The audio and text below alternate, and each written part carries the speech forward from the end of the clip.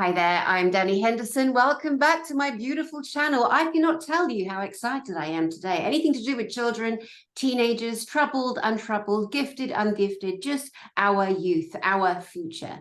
Anyone that dedicates their life to the growth of our beloved little ones has got a gold star in my book. And this man, ladies and jelly beans, is none other than Mark Escott. Welcome, Mark.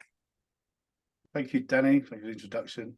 I really share the passion for the little people on a planet like you do. So it's a real honor to be talking to you about this today.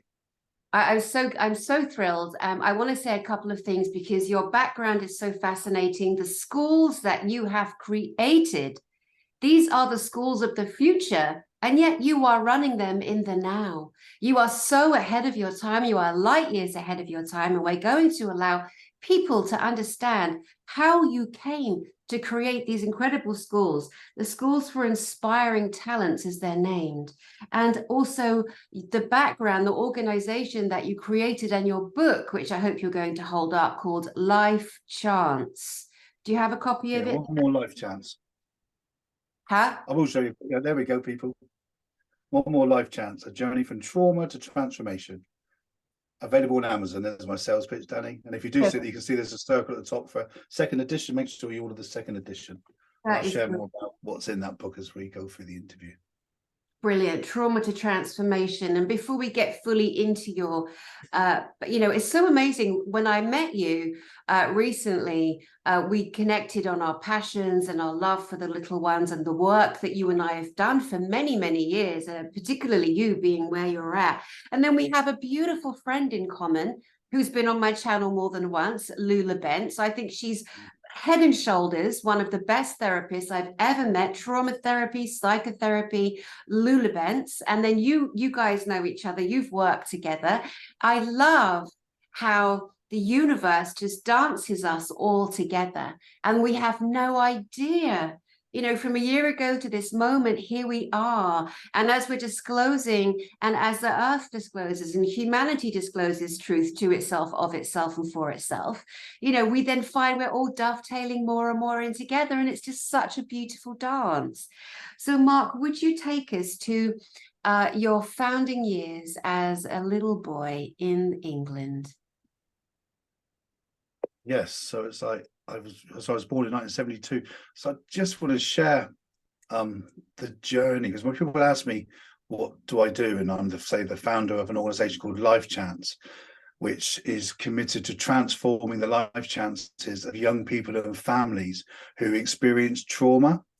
And we have a few strings to our bows. We have School for Inspiring Talents that works with young people who have complex life histories and trauma from the ages of 5 to 16. We have a charity that continues that work with young people from 16 to 25.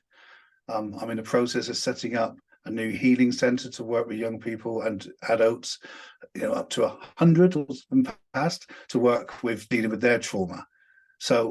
And people want to know about my work, and they talk about my training a lot and the work I've done, but it goes right back to when I was born. In my whole experience, my life experience, I have a lot of lived experience of trauma, as many people probably listening here do. So I was born in 1972, as I said, to my mum, who was only 19 at the time. And sadly, her mum died on the same day I was born. And she was in a relationship with a man 14 years older than her, who was an alcoholic gambler. And we lived in Cardiff, and we lived in quite a rough area of Cardiff. So I can just, looking back, like, I'm not sure, a lot of people, I blamed my mum for lots of things that went wrong in my life as a child. As I've become an adult and a father and a stepfather and a grandfather myself now, I can look back and see it very differently and see how vulnerable she was and what that must have been like for her, going through that with a, trying to process the death of her mother, being in a foreign place, for her being English, living in Wales. But things didn't work out too well for us there. And she ran away in the middle of the night and ran away to Devon, back to where I live now, and sort of hid away from the world. But, and I remember some of my experiences of being young are, I remember going to court, where there was this court battle about me. I remember having to go and meet social workers and be with social workers. My mum has a funny story that I don't know my dad. I met my dad when I was 18 and he died when I was 19. But when I was young, I described to my mum what my dad was like, and she laughed and said, "No, that's not your dad. You're describing the social worker, Mark." Because I realized the social worker was nicer to me. He knew how to play with me. So I remember the social worker as a more important part of my life than another social worker that I did my own father when I was younger. So yeah, school wasn't very good, Danny. I didn't have a great time at school. I've mucked about. I couldn't fit in.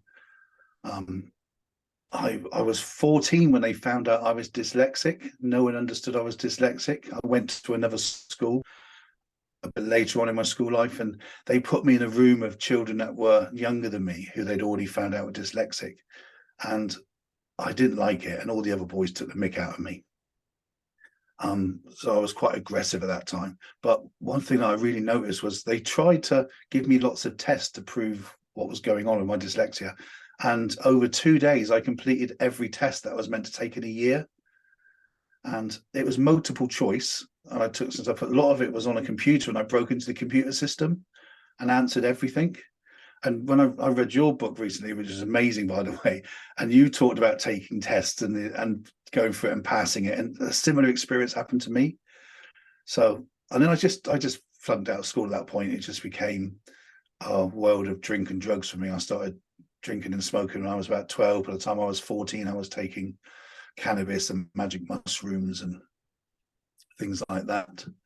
And so it was there's lots of violence, lots of aggression. My mum had been through 3 different husbands by this time, with stepdads that were very aggressive. There was physical, emotional, and sexual abuse in my world as a child. And when I finally sort of left school, I felt like I'd belonged, because I'd become part of a group of lads. I think you might call it a gang now. And then got into the world of drugs and alcohol, but then started to get into a world of crime. And it was, selling drugs, robbing, fraud, things like that. Just in my, I was about to say normal stuff. I imagine that's not normal to everyone, but it was quite normal to me. The Brits are a bit rough and ready, aren't we? It's like, get out there, get on the streets, bish, bosh, bang, all a bit of that. There was lots of fighting, going to football, soccer for the American audience, and getting into trouble. So of course, I wasn't that good at some of that stuff, so I did get caught a few times. And then I ended up living in a probation hostel for young men on probation. I was serving a 2-year suspended sentence, meaning, for people who don't know that, I didn't have to go to prison, but if I did anything else again, I would have automatically gone and completed that 2-year sentence, and then on top of whatever else that crime I'd committed as well. So that was a real transformational time for me. I was living in this hostel, being quite a scared little boy. Yeah, I was a young man, but I think I was still that little boy inside. And I remember I'd never read a book, Danny, because of my dyslexia. And I read my first ever book. It was a book called John Livingston Seagull. Very small book. Beautiful if you hasn't read it, about being free. But I read it it took me a day, because it's only a small book, but the achievement of reading. So I couldn't left school at 16. I had so I was just going back a bit. So I was in this hospital as I left school at 16 with no exams. My last memory of education, because I didn't spend a lot of time there, I had to take my English and maths exam, which I failed. Well, I failed my English exam. I knew that. My maths exam I never took, because I got caught before the exam with alcohol in my bag. Yeah. But I remember feeling very proud of myself, because they didn't find my cannabis that I'd put down my trousers, and I got kicked out of the school. That was so I never took my exams, got kicked out of school, and then my own little world went off and just smoked a spliff, and that was the end of my school years. And I said, I've never been to college, never been to university. I still have no qualifications. I do have a 50-meter swimming certificate, Danny, but I did cheat during that. I have to admit, I put my foot down halfway, but that's the only official thing I ever got from school, was a 50-meter swimming badge. So I ended up in this hostel, and it was, so a real turning point. I had to make a decision on, which direction I wanted my life to go in. So, so I was interested when you told. I wasn't expecting it, but I'm having real flashbacks of being there. And I was in this hostel, and I'd been out partying to some rave, so there was drugs involved. And I came down. I was having a bit of a hard time for a couple of days. When I come down, I hadn't slept. And I look back now and I don't know how to describe it, but I felt like I had some kind of spiritual awakening. I just had this moment when I realized that a lot of the stuff that I've been through at school and what I've been told and taught, it just felt like it was bollocks. Am I allowed to say that word? It just didn't, all of a sudden, nothing made sense to me. And I was just very aware of, it felt like there were beings in the room with me. And I was just like, something feels very different. And at the end of the road from this hostel, there was a center. This was in, about 1990. And it just said Spiritual Healing Center across the top. And I was, I'd always walk past it and thought, what's that hippie shit? But I went there. I decided just to go into this place and ask them what they did. And they came in and met with me and spoke to me, and they introduced me that they had classes. And so there was classes on healing, and there were classes on teaching people about their chakras and their auras, and having different. This was a world that had never ever been explained to me. I'm this young, dodgy criminal living in a hostel with all these other dodgy young men, lots of drugs and drug dealing and crime going on around me. And then, the whole world just opened up at that point. That was a real turning point, real crossroads, when I realized that I didn't want to go to prison. I was petrified. I realized I was shitting myself. I was like, I am not going to prison. I do not want to go to prison. And I just went on more and more courses. And I remember once I trained in healing. I was on like hands-on healing. I went to the National Federation of Healers and worked with them, and I met someone who funded me to become and train as a crystal healer. I was fascinated by crystals. The crystal healer could give me crystals, and I could then put them on I could touch them on the parts of my body that they represented, and for healing. I didn't know, it's just quite intuitive. I went to mediumship classes and was quite good at holding people's objects and being able to tell them what the messages from them. And I remember at the time really talking to people about this. I was reading lots of books, finding out about the world, and my mates telling me that they thought I'd lost it on LSD. There was this rumor going on, Mark is totally lost. He's taken too many drugs. He's talking about all sorts of weird shit. And someone said, he's become a right hippie. And my friend looked at him and went, no, he's not. Mark's a cosmic thug. And that's, it just lightened the mood. And that's what. Uh-oh. No. Going off doing their things. And it was like, I don't want to commit crime. Lost you again. This internet keeps getting yanked down.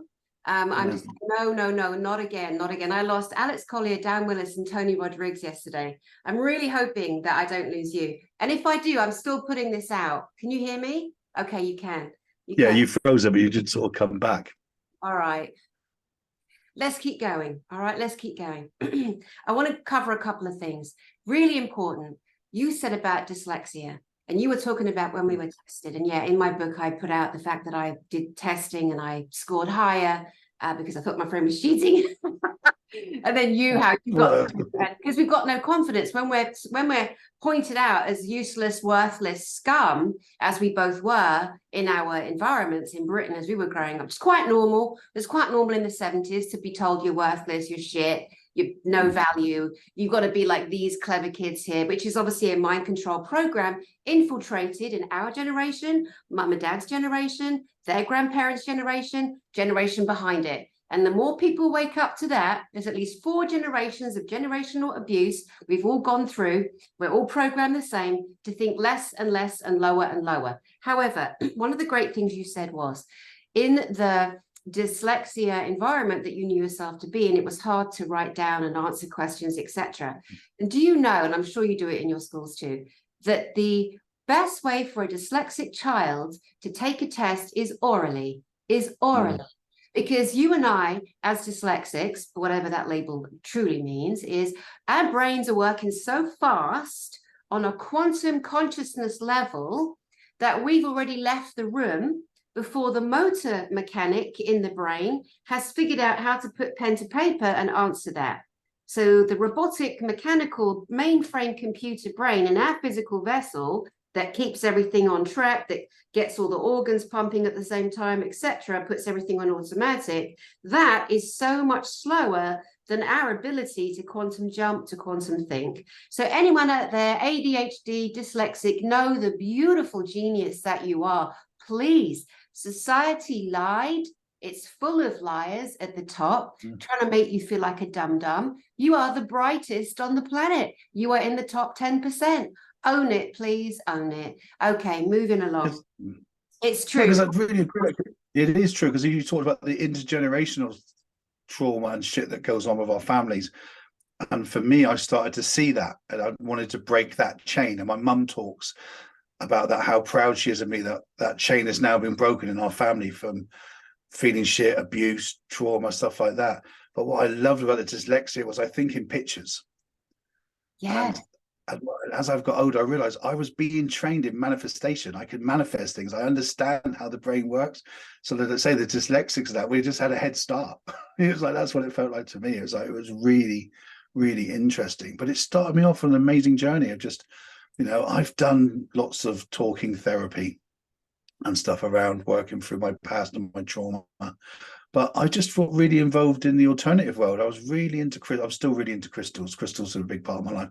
So I've just used so many different techniques of ways of healing and coming through that world, actually working on my trauma. And I'm sort of waking up spiritually. It's taken me a long time to be okay to say that out loud, you know, but I think that my boys calling me a cosmic thug helped me. It sort of made that quite all right for me. It was okay. So it's been, and this was like 1992 when I had this experience. So 30 years ago, I was 20 years old, so I'm 50 or 51 now. So it's been a journey, you know, but there was still, like I say, it's like a pendulum, Danny, through my 20s. I'd be really into this work and I'd swing one way and I'd be so pure and into it.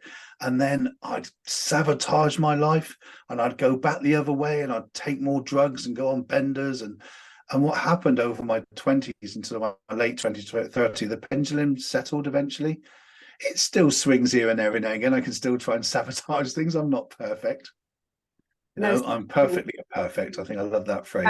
Perfect. Yeah, no such thing as perfect for everybody. No, and I was realizing that that isn't possible in the human body, and that was part of it. So through my 20s, there was a lot of swinging from side to side, trying to figure out who I was and what I wanted to do. And I was on one of my courses, you know, people said I was always on a course. I always want to learn more about myself and the universe. And I was on a course, and a part of the course is I was realizing more how corrupt the education system was and how it didn't support me. Imagine, I explained to you, I had no qualifications. I'd worked as a youth worker and done some training around drugs work during this process, which was quite ironic. You know, I was still using drugs at times. Someone called me once a professional hypocrite, but I was working through my own stuff at the time. And when I was sat in this course at 30 years old or 29 years old, and you had to declare yourself as a possibility. You had to say what you wanted to do with your life. And I don't know where it came from. I stood up on stage and I did all this world behind me that I just shared about. And I just looked at an audience of about 150 people. I felt really confident. And I stood up and shared, I'm an unstoppable stand for the transformation of the education system. And this bloke was like, can you say that again? I was like, yeah, I'm an unstoppable stand for the transformation of the education system. And he was like, how are you going to do that? I went, I don't know. I'm just going to do it.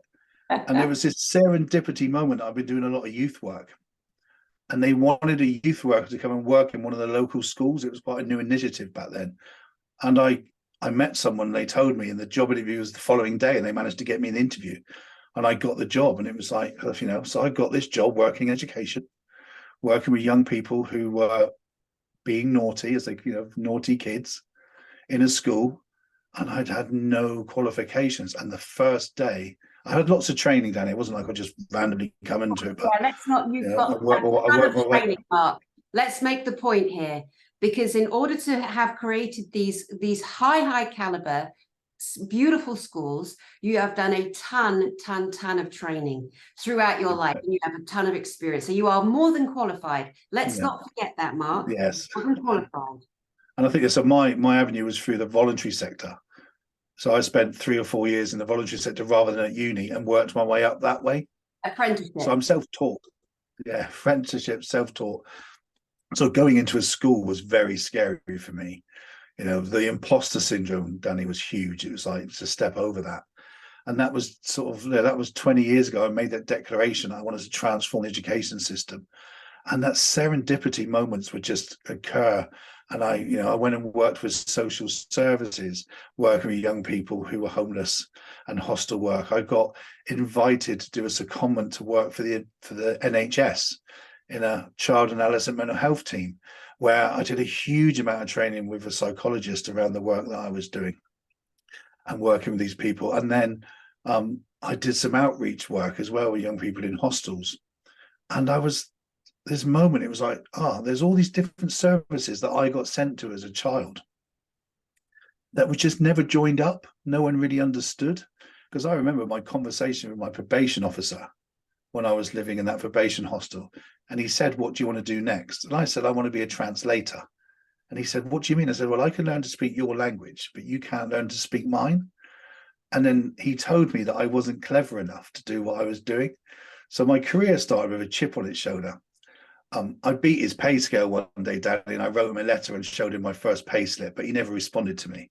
That's my ego kicking in still, yeah? So there's not so much of a chip on my shoulder now, but there was when I set my career up. So I just realized that it just wasn't working, this system, that you could bring it all together in a school. And it felt so basic to me because my training was all around, I delivered training to people, and it was all around emotional intelligence. Yeah, sort of understanding our own thoughts and feelings and learning how we express our emotions and how to respond to the expressed emotions of others. And I studied this quite a lot. And when I worked with my first group of teachers, I remember saying to them, look, I'm going to teach you about emotional intelligence and how this works and how the brain works and how we learn, the neuroscience of learning. I said, look, I don't want to be teaching grandmother to suck eggs. And someone had a pop at me and thought I was being really patronizing. I was like, what do you mean? I went, well, we don't know this stuff. You're telling us like we know it. I went, don't you learn this? And they went, pardon? So I assumed that every teacher must know how the brain works and how we learn. Because also what I realized is you can never take anyone on a journey further than you've been yourself. Exactly. Could we take a moment to share here? Because what you just said there is so brutally crucial. Teachers are not educated in the basics of brain chemistry, emotional intelligence, and neuroscience, right? How on earth can they be in charge of the development of children mentally, educationally, emotionally? It doesn't make sense. It is a deliberate plan to cut that bit out. Just the same as doctors, when they are training, they are not trained in finding the source of an issue. They are trained to treat the symptom of with pharmacology. This we know to be absolutely true. There are doctors who will say, when I was at med school, I only did 4 hours training in what is known as alternative.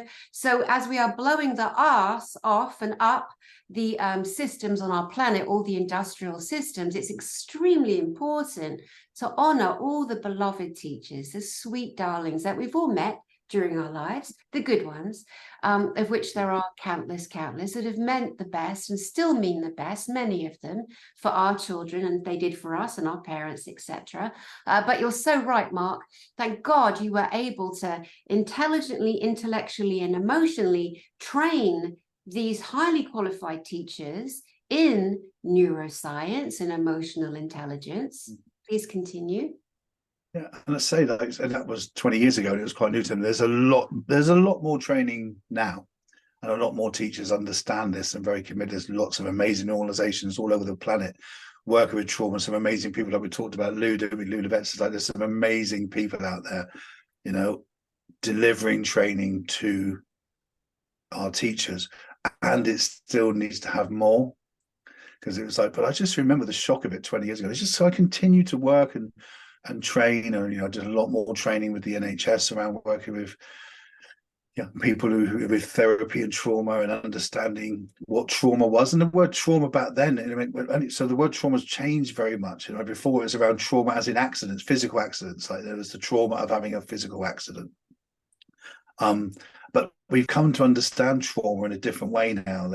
So right in front of me, I've got some notes that I share with a trainer. I just read. So a traumatic event involves a single experience or enduring repeated or multiple experiences that completely overwhelms the individual's ability to cope or integrate the idea and emotions involved in that experience. Yeah, and there's always three parts to this, So it was unexpected, the person was unprepared, and the person could do nothing to stop it from happening. And that's the understanding we seem to have a trauma, or we do have a trauma now. And also, it's like it also says in my notes, it is not an event that determines whether it's traumatic, but it's the person's experience of it and the meaning that they add to it. Yes. And a simple version of exploring that, you're very passionate about the work of divorce. So divorce can be a very traumatic event for a young person, depending on how the adults manage it. So it's not the divorce itself, it's not the event that causes trauma, it's how it's handled. And then the meaning the child then gives to that experience, i.e. a divorce. And so I'm sure your work is around really explain this to parents, that they work very closely and the young people don't believe it's their fault. My mum. Yeah, so many kids think they did something. They think it was them. They think they did something, that their daddy never came back because they were naughty, and it's just not handled in so many families, not handled properly, and the kids are left. They grow up to adults our age and they are still stuck with that genetic tape, that trauma pattern that gets triggered emotionally by a smell, by a sound, by a vision, and they don't know what's going on. Please continue. So through that work, through that time of being in education over that, then 10, well, maybe 15 years ago, 14 years ago, I came across a study called the ACE study, Adverse Childhood Experiences, yeah? And it was done by a couple of doctors in America, Dr. Fratelli and Dr. Robert as well. So they interviewed 1,700 in America of their patients, all quite white middle class, happened to be that they've interviewed, and who had experienced trauma. And they realized that they'd all gone through experience of, let's say, divorce, there was drug and alcohol, emotional abuse, sexual abuse, domestic violence in their households, separation, drug abuse, parents in prison. And the majority of them have gone through this experience, and they came up with the adverse childhood experiences, ACEs. And lots of studies, that if you have 4 or more ACEs, you're more likely to be excluded from school, become a drug addict, get pregnant earlier, have mental health issues. Fascinating piece of work. But in a flash, what happened to me was I realized that it's not what's happened, it's not what's wrong with me. It's what's happened to me. My entire life made sense of all my trauma, all my drug abuse, alcohol abuse, the self-sabotage in my life. It was like, oh shit, there's nothing wrong with me. I'm not a bad person. This is what happens when this shit happens to kids. When you put them in these environments, when you don't treat them well, when you're surrounded by inappropriate adults. And then I look back at, okay, but I was doing well in some ways. And I managed to trace it back and go, all right, there were some amazing mentors in my life. There were some people who were really emotionally available adults for me. My family weren't that for me. But there was some amazing, particularly some older men that had looked after me and mentored me in jobs. And it was just that moment of going, oh, there's nothing wrong with me. Yeah. And that was my catalyst to going, I'm going to set up a school, because I have moments of imposter syndrome still. But there was this moment going, right, I committed to being an unstoppable stand for the transformation of the education system. I'm going to do this. I'm going to set up my schools. And that's when I caused and created Life Chance, with the tagline of being an unstoppable stand for the transformation of the education system. And inside of that, wanting to heal our communities and transform the life chances of these young people, so they could become productive members of society and really, really get who they were. And I went for it. And in England, there was a program called Free Schools, where you could apply to the government to set up a school and they would fund it. And I went through nearly 2 years of this process, and they couldn't get it, Danny. They couldn't get, because I wouldn't fit into their boxes. Right, they couldn't make you fit. Yeah, they it's like, well, you don't fit. It doesn't make sense what you're saying. And they're also telling you and the rest of the world, we are not bright enough to understand the future of our education, where we should be, because we've been forced to be down and lower. And you know, just so frustrating to hear about it. But yet you've come through and you've won. You won. Yeah. You're a winner. You are showing a detailed history of a dysfunctional, abused little boy who somehow, through his strength of his spirit and his soul, has won through to this moment and created two beautiful, beautiful schools.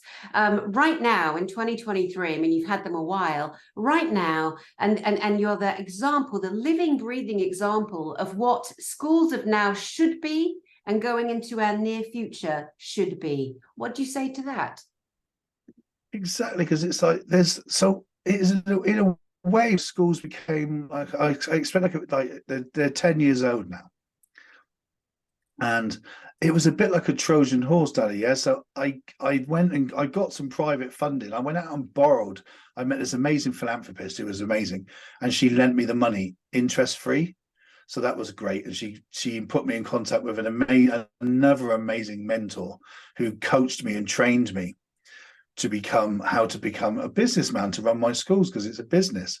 And I remember him speaking to me, and you know, I was again, that imposter syndrome kicked in, and he laughed at me and went, "Mark, you were a very experienced drug dealer. We can transfer those skills into business." It was just like, it was just great when he said it, and I really got it. So imagine that. So the young people that I work with, they were all named, they had challenging behavior. They were bad and wrong and naughty. So I took those children, but then what I had to do was I had to educate the local authorities, the education systems, that these children were not naughty, that they had these ACEs, adverse childhood experiences, and that we had to set up a therapeutic environment for them. You know, so I had children that were regressing, and we had to, you know, how to eat properly at a table. Children didn't know how to play, how to interact. So we were going sometimes right back to basics with these people, and filling all these children, filling all the gaps. But in a way, what I've also, you know, shared, and what I was really passionate about, was the word love. We all need love. And God Almighty, Danny, you wouldn't believe the challenge I got, because I talked about love, that we love the children, yeah, not in a fucking weird sexualized way. It was like just showing compassion and care and love for these people. If you couldn't be that, how were these children ever going to trust you? You know, I had children taken out of the school because one of them, my teacher wrote a birthday card and said, "Dear so and so, blah blah blah, love," and then wrote the teacher's name. And they took the kid away. Go, "That's inappropriate. Your teacher wrote the word love in a card." And then I just, yes. So in a strange way now, it's become acceptable. And looking at what does love mean? Love, you know, compassion, respect. There's lots of different ways to do that. But that was really quite weird for me, that I had to challenge the authority, and that people were fighting me because I wanted to care for these young people. There's nothing wrong with that. We've got amazing policies now that talk about, you know, self-care and self-touch policies, which basically mean it's okay to give someone a hug. Mm-hmm. Yeah, you have to be appropriate about how you do that. But it's nothing else. There's some of these young people, like, you know, they've had hard times. Showing them compassion, and also then allowing people to get that I could tell my story. And I attracted other people that have been through similar stuff to me that wanted to work in my schools. And it was okay for us to share our stories with these young people, because they really got them, we got them, you know. So it's so different now. Like people, you know, we have so many different people that want to be part of Life Chance group. You know, we deliver training to our local community, you know. And it's interesting, COVID played a very important part of this, because COVID was a traumatic experience. It's the dimwits that run YouTube, when they hear that word more than once, the CCP come in and they shut you down. So let's not say that. Let's call it both. Right. No, it's all right. COVID, I did, yeah. Fine. But it wasn't. But we have to deal with it. But it was amazing. But it just opened up the world of people understanding what trauma was. And how to look after people. And what I've always said, which is happening now, Danny, is with this Trojan horse effect, was that I could now talk openly about what we do and how we share this. And it was like this approach was allowed to happen because I was teaching the unteachables. Yeah, these were the children that no one else would take. They've all been excluded from multiple schools. There was nowhere else for them to go. So we said yes, yeah, and we took them.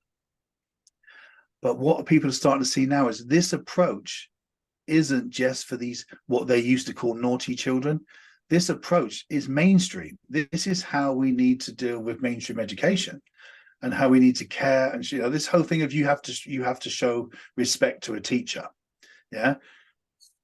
Respect needs to be earned. Yeah. You need to earn that. You need to, Indeed. it's like that doesn't, I mean, for me, it was so simple. Can I just say one thing?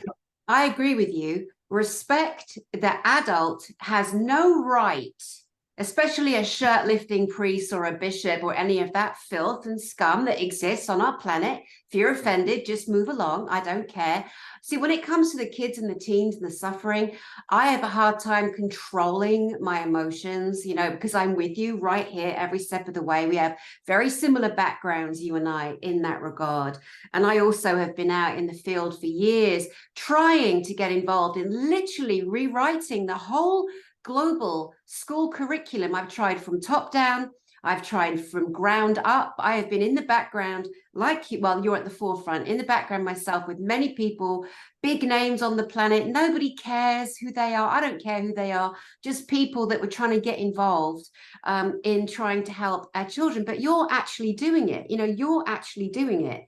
And that's just something so beautiful and noteworthy. And I just want to honor in this moment everything you've done, all the struggle that you took, all the life experience that you've had, because you're like the head, the old-fashioned headmaster. But let's say you're the headmaster, you're the one that can stand there, Mark, on the world stage right now and say, this is who I was, this is what I experienced, and I wasn't wrong. This is what happened to me. Here's how I chose to deal with it. And here's my story of success that is 100% beneficial to the entire world, bar none. And I've had to, I mean, I was the head teacher. I've been a head teacher in the schools. I was the executive principal. My idea of leadership as I've gone through this process, this was an idea that happened around my kitchen table. Me and a good friend of mine, Judith Johnson, who worked in education. We worked on the curriculum together at the start. And I'm very gobby, I don't hold back. And I knew that I had to find people who were better than me to be leaders. Yeah. Because the start of the school was rocky. I mean, I was dreadful at swearing and kicking off at the lead. You froze again. Oh no. Where there was this group of people around the table and about looking at how to look after a child. And I challenged the status quo, and the psychiatrist, the head doctor, stood up and he slammed his fist on the table and looked at me and said, "Do you not know who I am?" Okay. So I slammed my fist on the table and stood up and went, "Sorry, this old man's forgotten who he is. Does anyone recognize him?" It was this, and I got told off and kicked out of the meeting. I got told off by the local authority because I was, as I said, for saying the wrong things. But I stuck to my guns. Mark, in the moment of education and self-correction, you said the right things. You jabbed at the program that has solidified itself and destroyed the lives of millions of undereducated people that are now also running our countries, but have never had the confidence that you fought to survive in and stand in. This is a learning moment.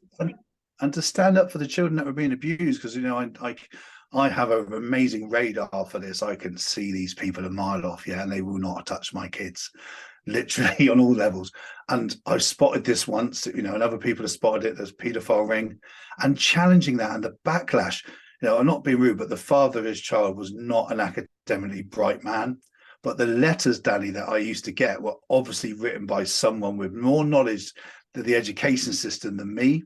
And that real challenge of and then this child being taken away from the school. But years later, it came to light that this child was involved in this ring, and I had spotted it. So I've never stopped. I've always been open about just defending these young children. So the reason now I'm not a head teacher is I'm not the best person to be there. I speak and talk and do talks like this and outside, but I have people who are a bit more grounded than me helping me support the schools and run the schools. And I have some because imagine the schools have teachers and teaching assistants, but I also have a team of therapists.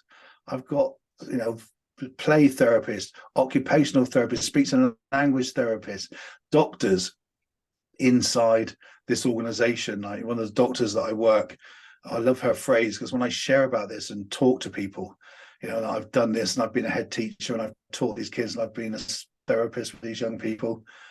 I remember someone saying to me, well, that's impossible.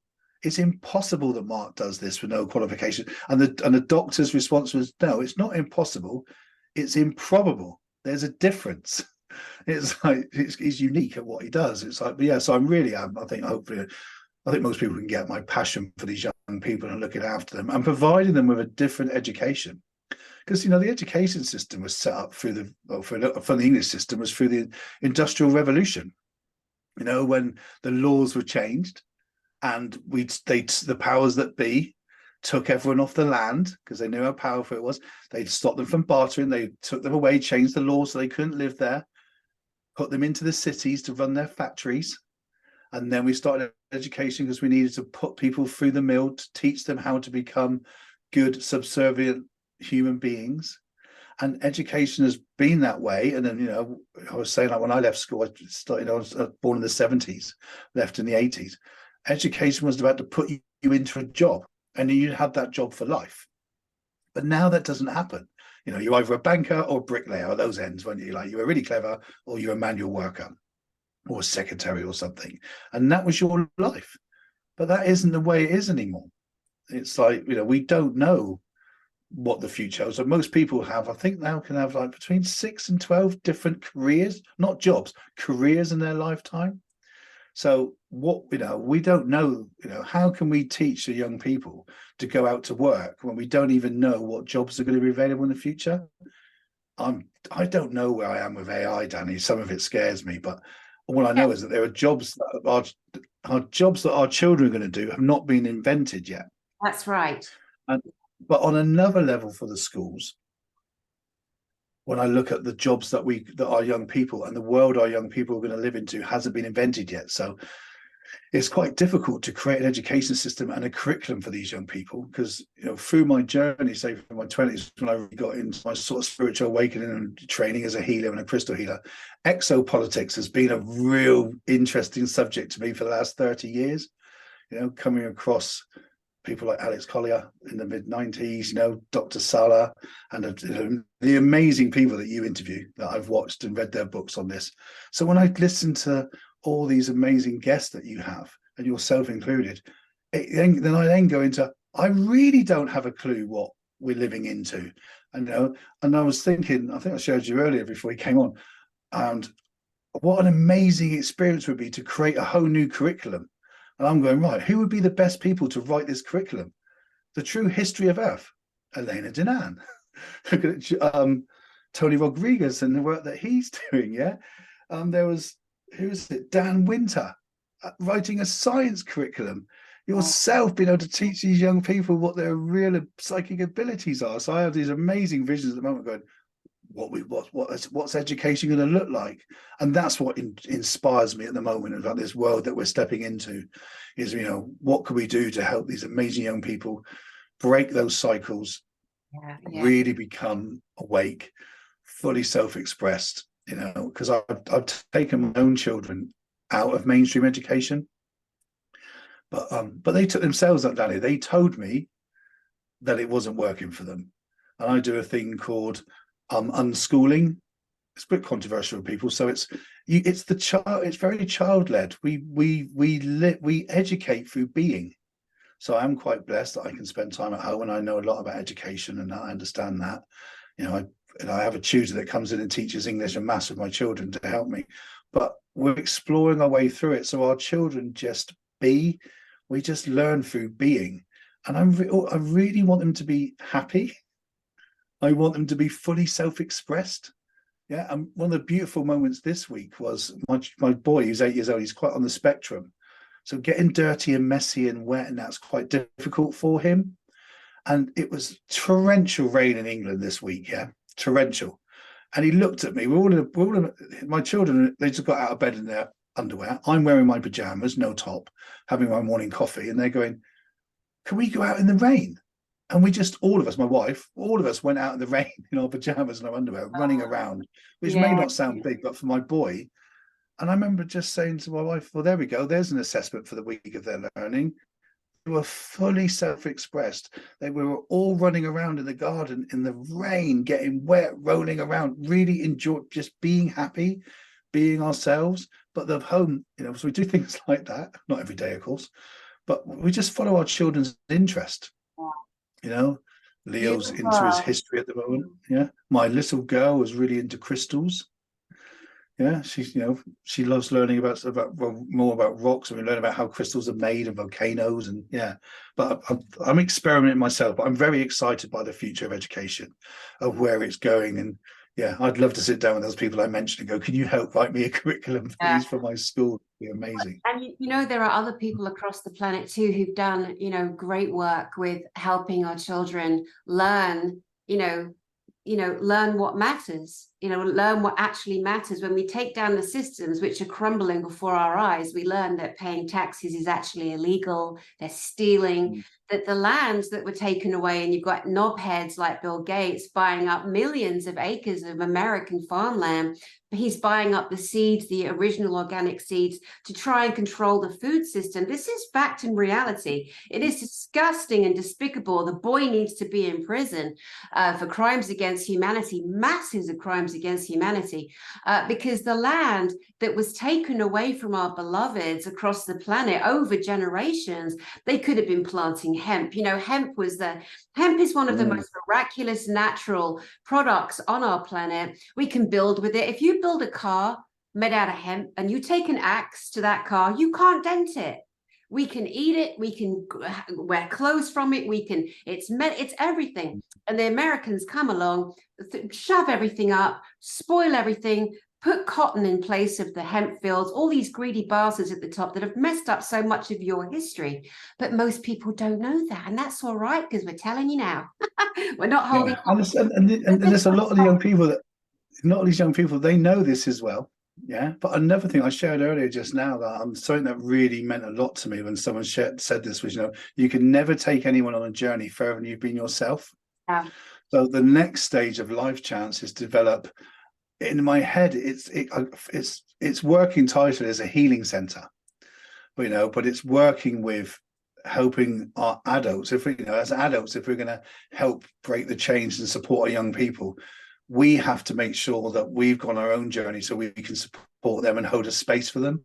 So having a center now for the adults to work through their own trauma. And there's so EMDR therapy is something I'm very passionate about. It's an eye movement therapy. I'm going to read it down because I always get it wrong when it stands for eye movement, desensitization, I can't say that word, and reprocessing. Yeah. And it's an eye movement therapy, and it just releases trauma from the body very quickly. So my center in my head has got EMDR, it's got different therapies and talking therapies, but it also has a lot of alternative therapies like crystal healing. I do a lot of work with a healer, just frequencies of brilliance healing. But I'm just fascinated by the technologies that are becoming available nowadays and want to see them in there. So if we can help the adults of our community deal with their trauma, then they can create a clearing for our young people to step into, and we can help them. So that's the next stage for me, is this healing center. I was sharing to you before we came on, I watched your video of all the vendors for your conference that I'm coming to in October in America, in Orlando. And it's like, I was blown away, because it was just like, oh my God, that's the stuff I visioned in my head. I didn't quite know how it was going to look, but being able to provide this under the Life Chance umbrella in the UK is definitely the next stage for me. Yeah, amazing. Like you, I've trained and studied and qualified in different elements of alternative, where they call it alternative, like non-pharmacological healing over the years. As a therapist, I've used that as part of my practice. And within that, when I studied EMDR, which I found out about from our neutral friend, beautiful Lou LaBence, the great therapist, Lou LaBence. And what I learned with all my own dysfunctions and issues from childhood, and forward, that I've been healing from, that's why I took these different trainings, was I learned that EMDR does not work for me. I cannot follow the point of focus, right? I also studied and trained in tapping the meridians in the body where the, you know, in the brain, the neural pathways, where you can call them the ley lines of the body, where the blood crosses over the, you know, the lines cross over, and these central points are also known in Chinese medicine, the meridians. And then with the tapping, tapping and talking to yourself and doing these different things, and there's different techniques with the tapping. I trained and qualified in that as a means to offer that to patients or clients, but it didn't and doesn't work for me. I didn't poo-poo it. Then I went into neuro-linguistic programming.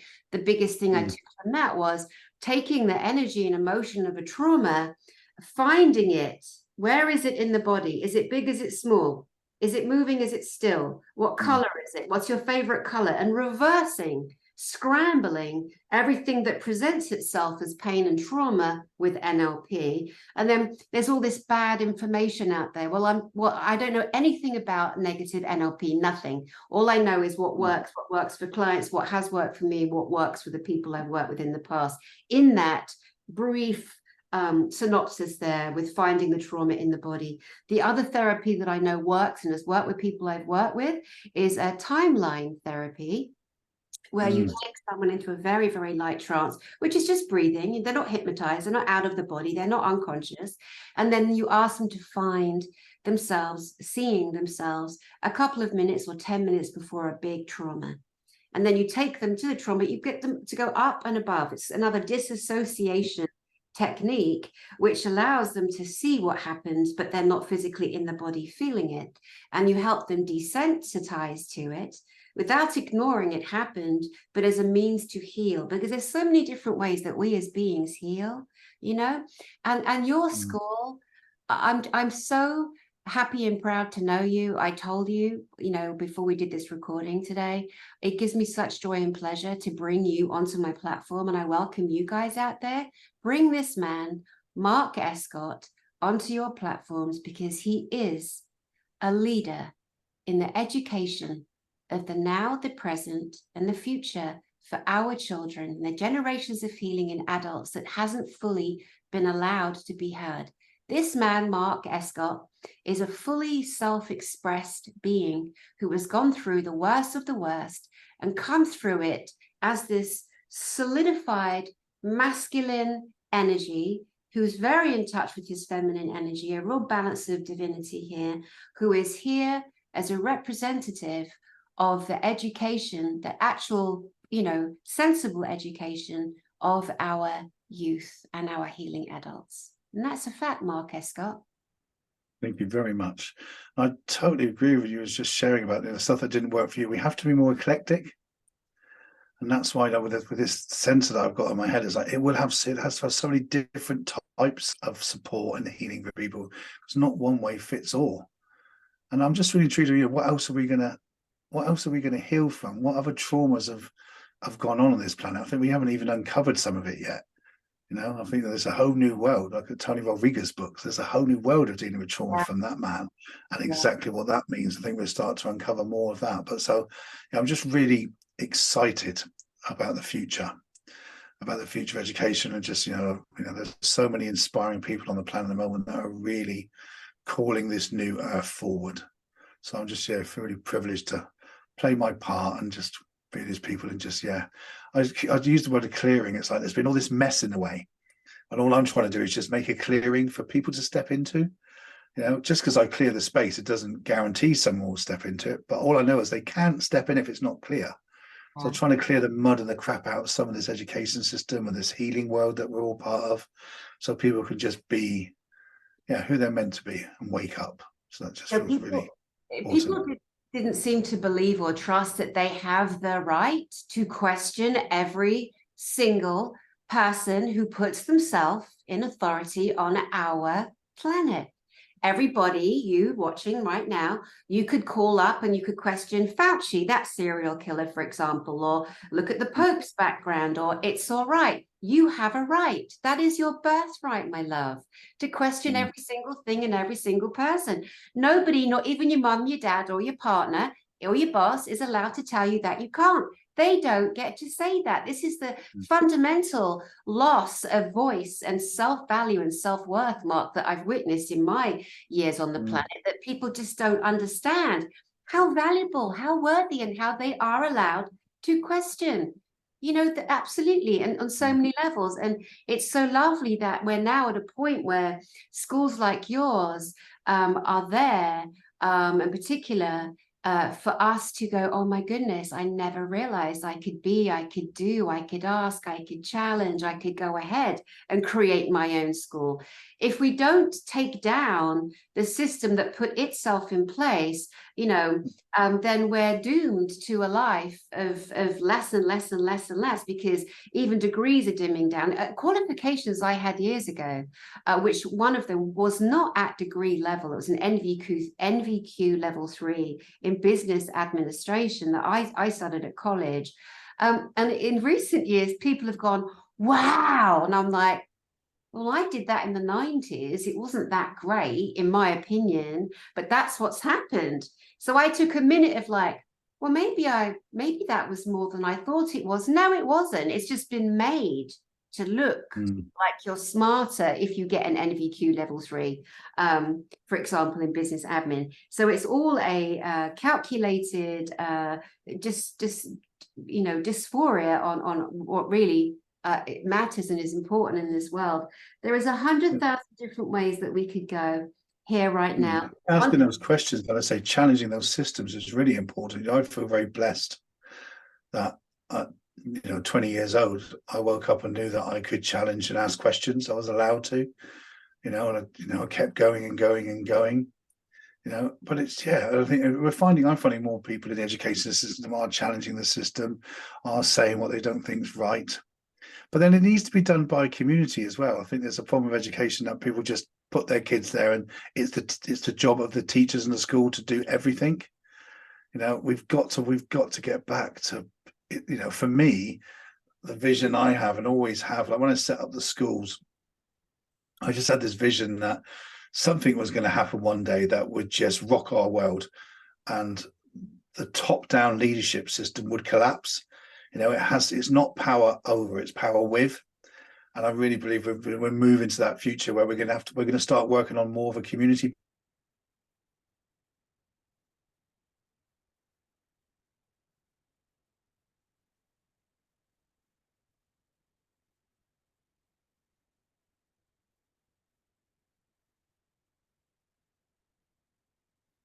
Well, that was great. That was fucking great. Oops. Oh, sorry, we're still recording. I'm sorry. I thought